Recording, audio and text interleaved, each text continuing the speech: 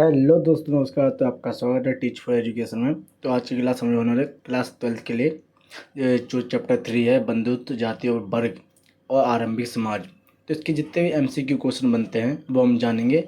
और दोस्तों, इससे ज़्यादातर क्वेश्चन पेपर में आए हुए हैं लास्ट ईयर के, जितने भी ये 5 ईयर 10 ईयर के हैं, तो उसी में से छांट के बनाए गए हैं। तो चलिए पढ़ते हैं। पहला क्वेश्चन क्या है। तो दोस्तों, पहला क्वेश्चन, बंधुत्व शब्द का मुख्य किसके लिए प्रयुक्त हुआ है। रक्त संबंध के लिए, व्यापार के लिए, धार्मिक संबंध के लिए या फिर राजनीतिक संबंध के लिए। तो बंधुत्व शब्द का प्रयोग दोस्तों रक्त संबंध के लिए किए गए हैं। ठीक है, तो हम डायरेक्ट क्वेश्चन आंसर पढ़ते हुए चलेंगे। ठीक है, आप चाहो तो नोट भी कर सकते हो साथ साथ। तो अगला क्वेश्चन आपका क्या, गोत्र प्रणाली का आधार क्या था।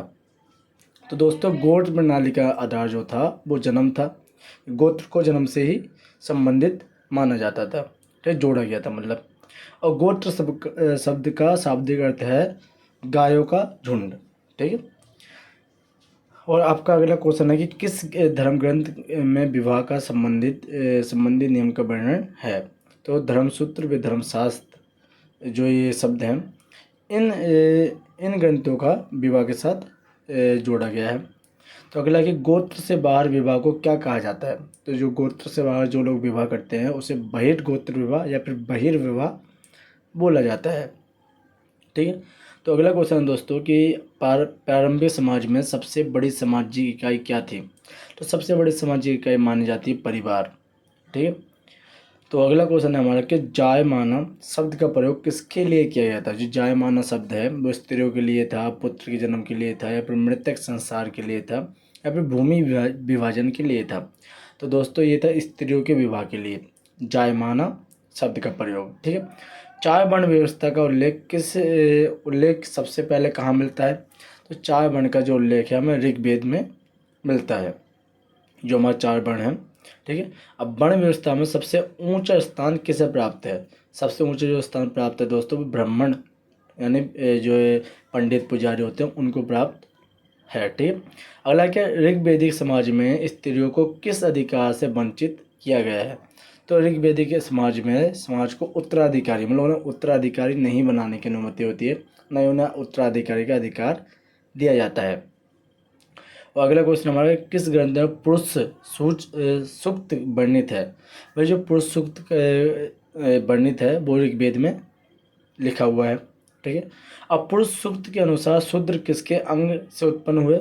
पाँव, मतलब जो है पुरुष सूक्त के अनुसार जो है शूद्र उत्पन्न हुए ब्रह्मा जी के पैरों से उत्पन्न हुए थे। ठीक है, और वैश्य वर्ण का मुख्य कार्य क्या था। व्यापार करना, कृषि करना, इनका ये मुख्य कार्य माना जाता है। चार वर्णों का अलग अलग कार्य है आपके चैप्टर में, उसी के आधार पर रहेंगे। अब प्रारंभिक समाज में किस वर्ग को सेवक माना जाता है। शूद्र वर्ग को सेवक माना जाता है। जितने भी ये तीन वर्ग होते हैं उन सब की सेवा करने का कार्य शूद्र को दिया जाता है। तो सापिंड किसे कहा जाता है। तो दोस्तों, सापिंड पितृवंशीय संबंधी है। ठीक है, किससे संबंधित है, भाई पितृवंश से। और अगला है आपिंड। अष्टपिंड का तात्पर्य क्या, अष्टपिंड से तात्पर्य दूर के संबंधी से जोड़ा गया है। ठीक है, और अष्टपिंड विवाह का क्या अर्थ है। अष्टपिंड विवाह है कि दूर के संबंधियों में विवाह करना, वो अष्टपिंड विवाह कहलाता है। तो विवाह के 8 प्रकार हैं आपके इस चैप्टर में, तो उनमें जो पूछे जाते हैं वही मैंने लिखे हुए हैं। ठीक है, किसने वर्ण व्यवस्था का औचित्य सिद्ध करने का प्रयास किया। तो भाई जो मनु थे, तो मनु ने ही वर्ण व्यवस्था का औचित्य सिद्ध किया था। उन्हीं ने वर्ण व्यवस्था का निर्माण किया था। मनु कौन थे, ब्रह्मा जी के पुत्र बोले गए थे। ठीक है, तो अगला क्वेश्चन है कि मनुस्मृति के अनुसार स्त्रियों का मुख्य कार्य क्या था।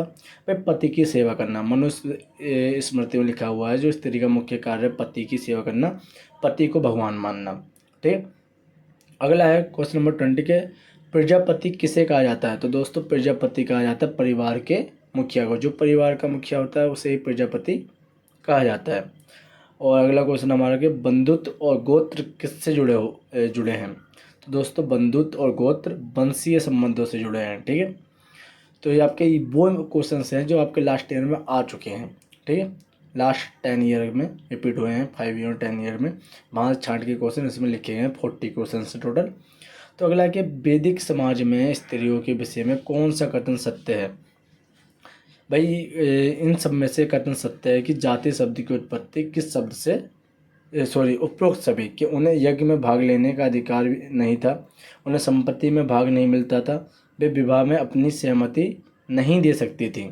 उपरोक्त सभी में उनको सही होंगे क्योंकि उनमें इनमें से कोई भी अधिकार उन्हें प्राप्त नहीं था।